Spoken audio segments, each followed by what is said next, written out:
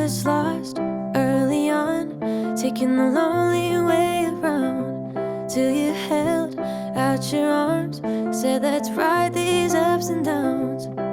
Another pair of shoes are walking right beside me now. I was lost all alone, but it turns out I don't need a thing, 'cause I have you. This event is supporting so many people.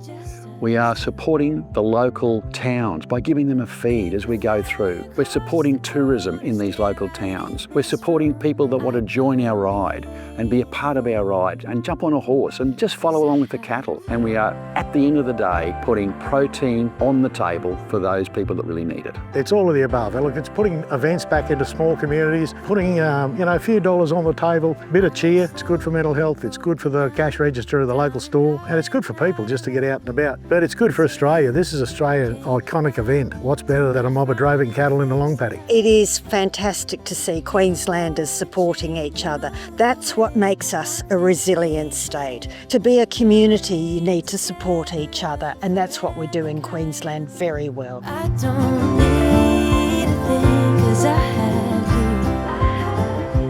you. We come from all parts of Australia, and some of us are city slickers and other people have had more experience in the bush, but moving 1,400 head of cattle across highways and through the long paddock.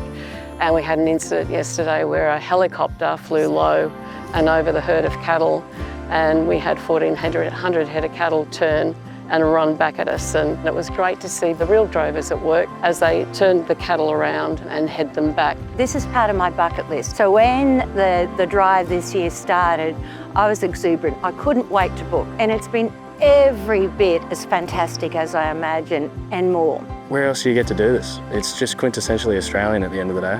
Oh, it's just been incredible taking people that haven't been on the horse in 20 years and we find a horse suitable for them and put them on, and seeing them get back out there and enjoy the stock routes is just unreal. The Outback Queensland, it's a different way of life, and it's quite central to all the people in the city, so everyone needs to get out and experience the bush, I find. I would definitely recommend the Outback Queensland cattle drive to just about anyone. Anyone who's got any notion of the romanticism of the Australian bush.